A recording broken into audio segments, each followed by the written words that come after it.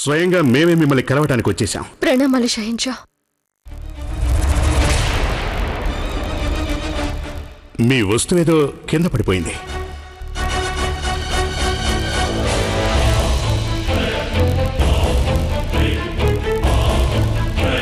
అన్నయ్య, అందరూ అంటున్న మాట నిజమేనా? నువ్వు నిజంగానే షహిన్షాపై దాడి చేశావా? నాకు తెలుసు నీ మనసులో ఉన్న సందిగ్ధ స్థితి. అదంతా వివరించడానికే నేను ఇక్కడికి రమ్మన్నాను. నేను షహన్షాపై దాడి చేయలేదు జ్యోత. నీ తలకి చుట్టుకున్న ఆరోపణలు తొలగించడానికి నేను నా వల్ల అయినంత ప్రయత్నిస్తాను.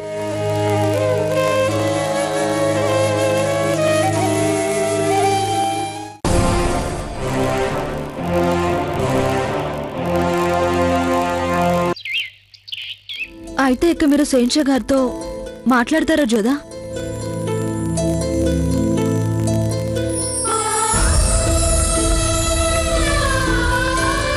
లేదు మోతి, సుజామల్ అన్నయ్య నా చేత వాగ్దానం చేయించుకున్నాడు. ఏది ఏం జరిగినా ఇది నేను షహిన్షాకి చెప్పకూడదని.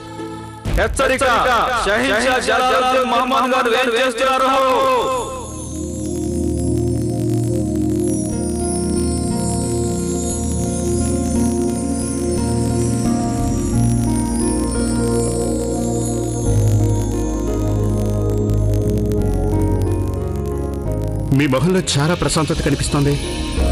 చాలా ఆనందంగా కనిపిస్తున్నారు. ఇదంతా తమరి దయనే షహిన్షా. రండి, కూర్చోండి.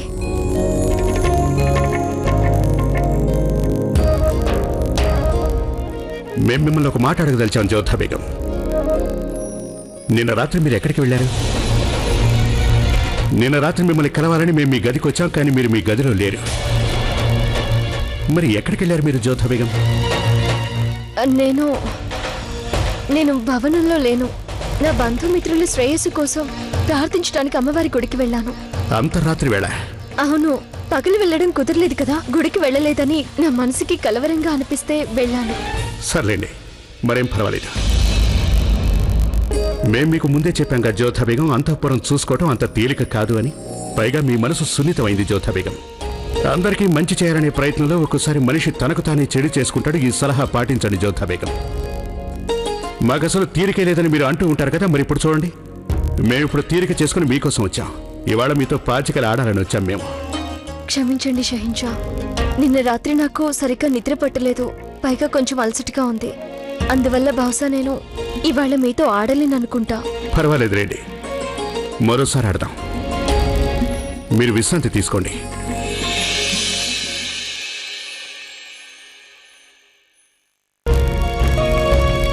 నన్ను మన్నించండి షహిన్షా. నాకు వేరే గత్యంతరం లేదు. నేను మీకు నిజం చెప్పలేని నిస్సహాయురాల్ని.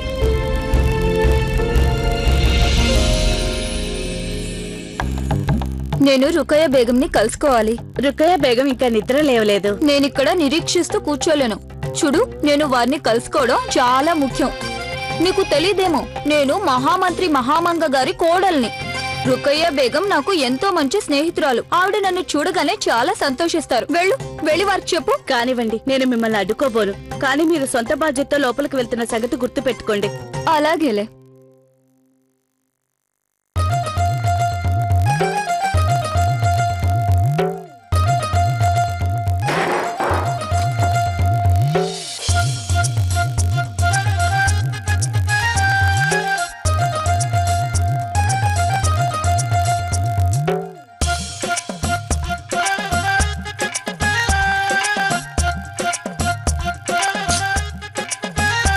జీవితం మీద ఆశ వదులుకున్నట్లయితే నువ్వు నా హుక్కాని తాకవచ్చు. హాయ్ అల్లా, మీరు నిద్ర లేచిపోయారా? జావిదా, మీరా? నేను మీతో ముఖ్యమైన విషయం మాట్లాడడానికి వచ్చాను. ఆ రోజు నేను మీ బంతి ఆట చూశాను. మాషాల్లా, మీ ఆట చూసి నాకు మతిపోయింది. మీరు నన్ను మెచ్చుకునే పని తర్వాత కూడా చేయొచ్చు అనుకుంటాను. ఓహో, ప్రశంసించడం కాదు ముఖ్యం. సంగతి ఏంటంటే అది ఆలోచించిన కొద్దీ నన్ను నేను ఆపుకోలేకపోయాను. చెప్పండి, ఏంటా సంగతి? సంగతి ఏంటంటే నా ఉద్దేశంలో బంతి ఆట మీకంటే బాగా నాకెవ్వరూ నేర్పించలేరు. నన్ను మీ శిష్యురాల్ని చేసుకోండి. అలాగే ఇంకో సంగతి చెప్పనా, నాకు మీ ఆట కంటే ఎక్కువగా మీ దుస్తులే ఎంతగానో నచ్చాయి. హాయ్ అల్లా, ఎంత గొప్ప దుస్తులు అవి. అయితే అలాంటి దుస్తులు నాకు కూడా బాగా నప్పుతాయి, అవునా? నా దగ్గర ఈ ఆట నేర్చుకోవాలని అనుకునే వాళ్ళు చాలా మంది ఉన్నారు. అందరికీ ఇది నేర్పిస్తూ కూర్చోవడం తప్ప నాకింక వేరే పనేం లేదా? అవును, ప్రస్తుతం మీకు వేరే పనుంటూ ఏముంది? పదవి కూడా మీరు వదిలేశారు కదా. అంతఃపురాన్ని నా ఇష్ట ప్రకారం వదిలేశాను. ఎందుకంటే నాకంటూ కొంచెం తీరిక సమయం కావాలనుకున్నాను. ఇంకొక మాట, మీరు మళ్ళీ నోరు విప్పి మాట్లాడారు, ఈ హుక్కాలో బొగ్గుకి బదులుగా మీ బొమ్మికల్ని కాల్చివేయాల్సి వస్తుంది. అర్థమైందా మీకు? నన్ను నిద్రపోనివ్వండి. చాలా పొగరివిడికి, అందుకే ఉన్న పదవి కూడా ఊడిపోయింది. ఈ ఆట జోధా బేగంకి వచ్చుంటే ఎంత బాగుండేదో.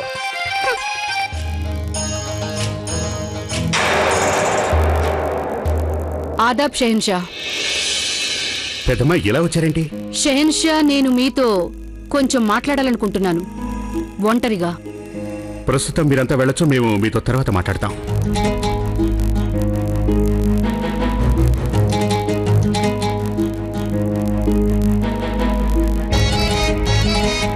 ఏం జరిగింది పెద్దమ్మ? మీరేదో కంగారుగా ఉన్నారా?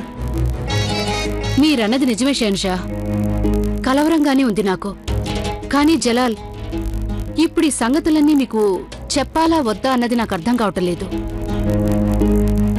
మనసేమో చెప్పొద్దని అంటోంది, కానీ ఒకవేళ మీరు నేను నా హద్దుల్ని అతిక్రమిస్తున్నారనుకోవచ్చు. కానీ సామ్రాజ్యానికి మహామంత్రిని అయినందువల్ల నేను, అలాగే మీకు పెద్దమ్మని అయినందువల్ల నా ఉద్దేశంలో మీ నుంచి సంగతి దాచిపెట్టడం మంచిది కాదు అనిపిస్తోంది. అసలు సంగతి ఏంటో చెప్పండి పెద్దమ్మ. జలాల్, నేను చూస్తూనే ఉన్నాను. మీరు జోధా బేగం ఎంతో చేరువు కావటం చూస్తున్నాను. అందుకు నేను ఎంత సంతోషిస్తున్నానో మాటల్లో చెప్పలేను.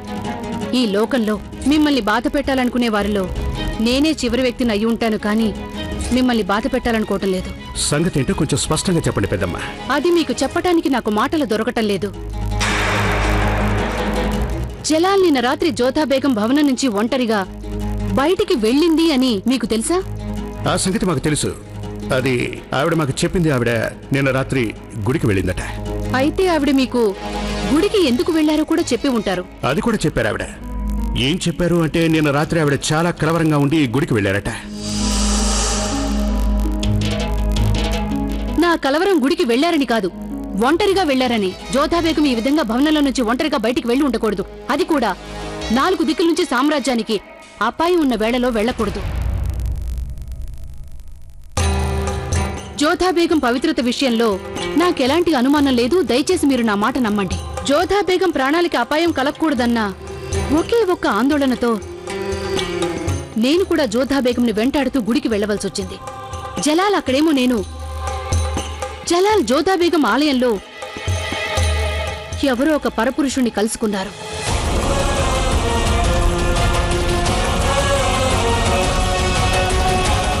మొఘలాయి సామ్రాజ్యపు బాద్షా బేగం జోధా బేగం. ఆవిడ ఎప్పుడైనా ఎక్కడైనా ఎవరినైనా కలుసుకోవచ్చు. ఆవిడికి ఎలాంటి అభ్యంతరాలు లేవు. అయితే నాకు ఆవిడ పవిత్రత మీద ఎంతమాత్రం అనుమానం లేదు. ఆవిడ ప్రవర్తన చాలా మంచిది, ఆ నమ్మకం నాకుంది. కానీ నేను మిమ్మల్ని అడిగేది ఒకటే జలాల్, మరి జోధా బేగం మీకు చెప్పారా ఆలయంలో ఎవరో పరపురుషుని కలిసినట్టు?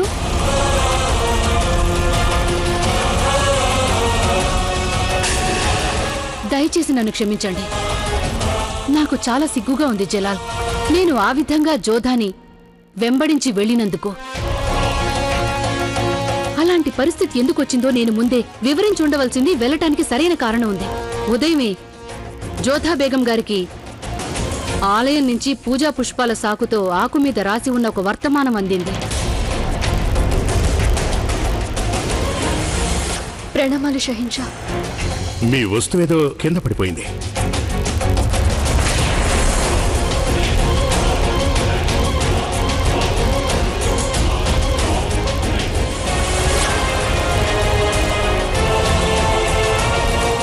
ఆ వర్తమానం ఏమిటంటే,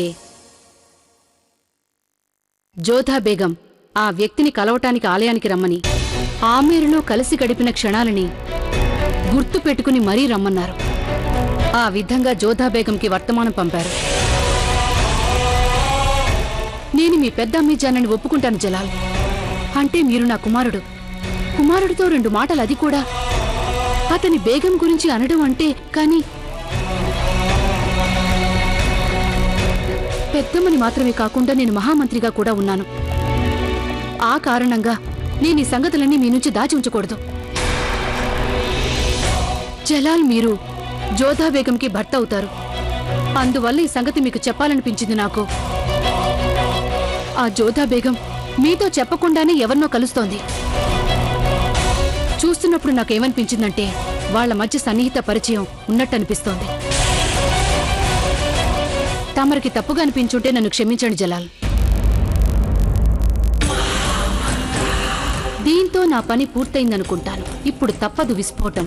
జోధా బేగం, ఇంతవరకు మీరు జలాల్ ప్రేమనే చవి చూశారు. ఇప్పుడు తను ఆగ్రహిస్తే ఎలా ఉంటుందో చూడండి. శుక్రియా పెద్దమ్మగారు. జలాల్, నేను మీకు ఒక విజ్ఞప్తి కూడా చేస్తున్నాను. ఇది చాలా సున్నితమైన వ్యక్తిగత వ్యవహారం. ఒక స్త్రీ శీలాన్ని శంకించే పరిస్థితి రావచ్చు. అందువల్ల ఈ సంగతి మీకు నాకు మధ్య మాత్రమే ఉండిపోతే మంచిదని నా ఉద్దేశం షహన్షా. మీరు ఆ విషయంలో ధైర్యంగా ఉండండి. సెలవిప్పించండి జలాల్. ఖుదాఫిస్.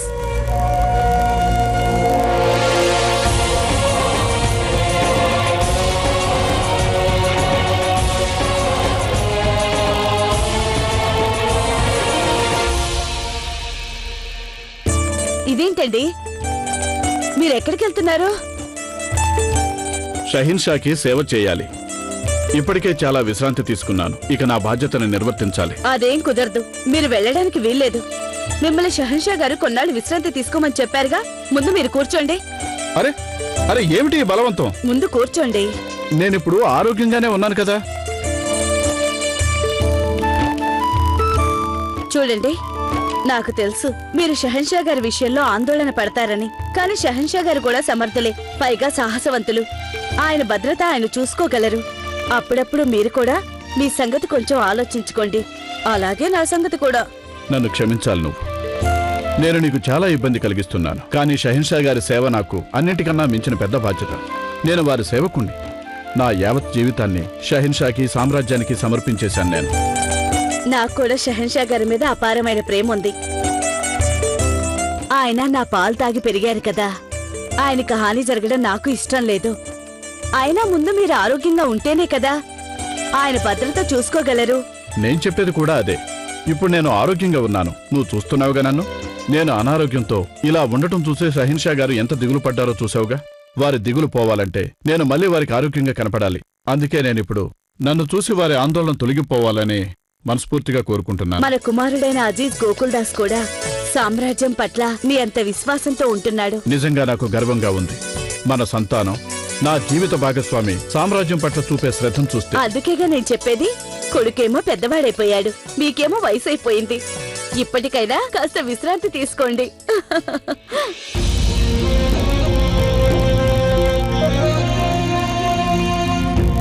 నా బంధుమిత్రుల శ్రేయస్సు కోసం ప్రార్థించడానికి అమ్మవారి గుడికి వెళ్ళాను. అంతరాత్రి వేళ? అవును, పగలు వెళ్ళడం కుదరలేదు కదా. గుడికి వెళ్ళలేదని నా మనసుకి కలవరంగా అనిపిస్తే వెళ్ళాను. జలాల్ జోధా బేగం ఆలయంలో ఎవరో ఒక పరపురుషుణ్ణి కలుసుకున్నారు. చూస్తున్నప్పుడు నాకేమనిపించిందంటే వాళ్ల మధ్య సన్నిహిత పరిచయం ఉన్నట్టనిపిస్తోంది. జోధా బేగం ఎవరినో కలవటానికి తగిన కారణం ఉండే ఉంటుంది. ఆవిడ ఎన్నటికీ తప్పు చేయరని మాకు గట్టి నమ్మకం ఉంది. సమయం వచ్చినప్పుడు ఆవిడ స్వయంగా మాకు ఆ కారణం చెప్తుంది. కానీ 4 దిశలా శత్రువులు పొంచి ఉండగా తను అలా ఒంటరిగా రాత్రి వేళ వెళ్ళటం మంచిది కాదు. ఆ విషయంలో మేము తగిన చర్యలు తీసుకోక తప్పదు. అందుకు జోధా బేగం ఆగ్రహించినా సరే.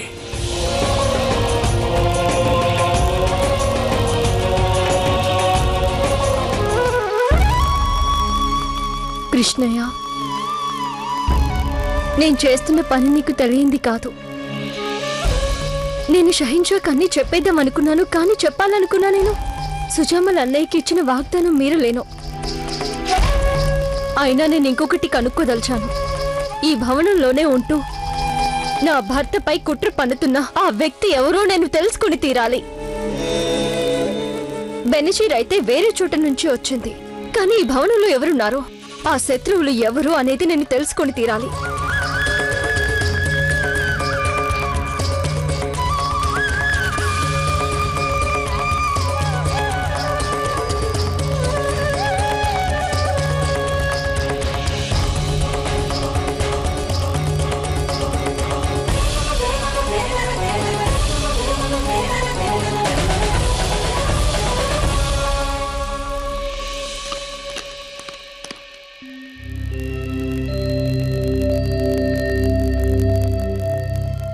సుజామల్ అన్నయ్య,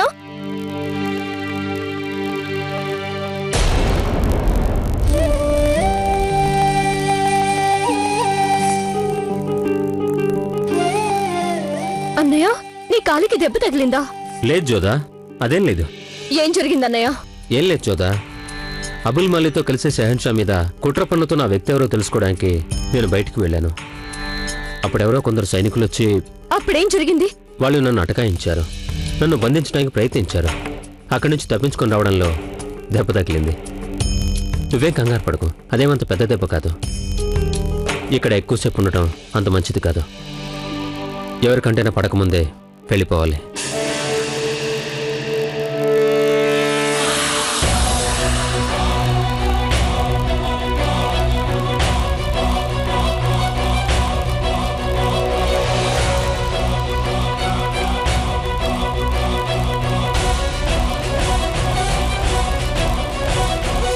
ఇప్పుడుంటుంది మజా.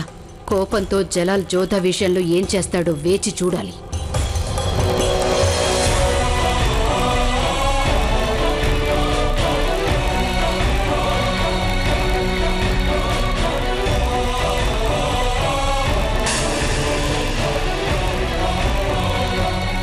జలాల్ ఏం పట్టించుకున్నట్టు లేదే.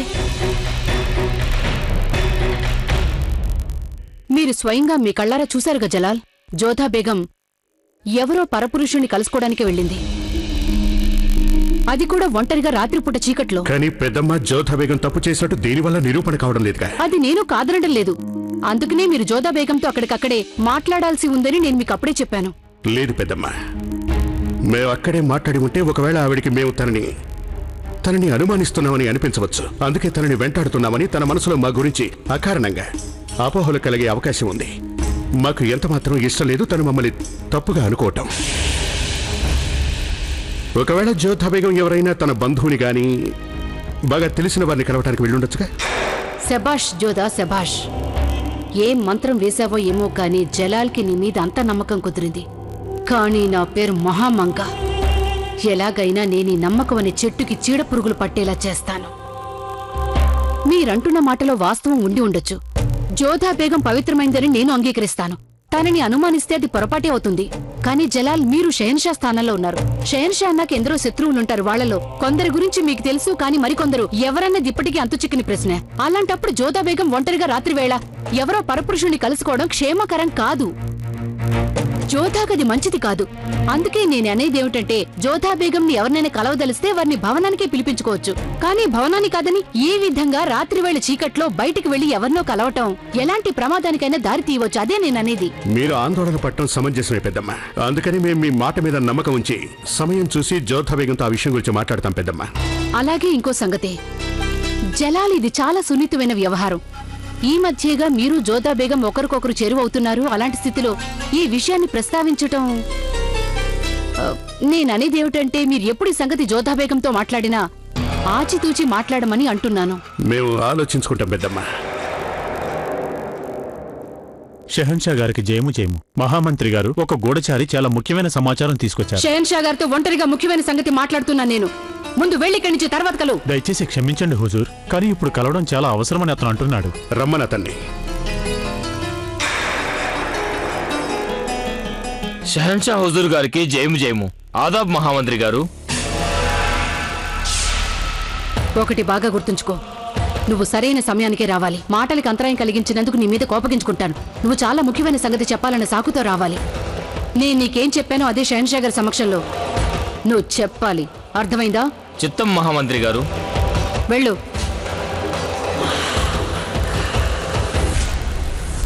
కాసేపు ఆగలేనంత ముఖ్యమైన సమాచారం ఏంటి? హుజూర్, ఖచ్చితమైన సమాచారం. సుజామల్ ఆగ్రా నుంచి బయటికి తప్పించుకుని వెళ్లిపోగలిగాడు. అతను కొందరికి కోట బయట కనిపించాడంట. కానీ వాడు ఎలా తప్పించుకోగలిగాడు? మన వాళ్ళు సుజామల్ కోసం ఇక్కడ గాలిస్తుంటే అతనిప్పుడు మరెక్కడ ఉన్నాడు? నమ్మదగిందేనా? నిస్సందేహంగా హుజూర్. ఇక నువ్వు వెళ్ళొచ్చు. ఇదంతా ఏమిటో అర్థం కావటం లేదు. ఇంత కట్టుదిట్టమైన కాపలా పెట్టినా సుజామల్ తప్పించుకున్నాడు. ఎలాగో అర్థం కావటం లేదు. దీన్ని బట్టి చూస్తే ఇక్కడ ఆగ్రాలో సుజామలకి సాయం చేసేవాళ్ళు చాలా మంది ఉన్నట్టున్నారు.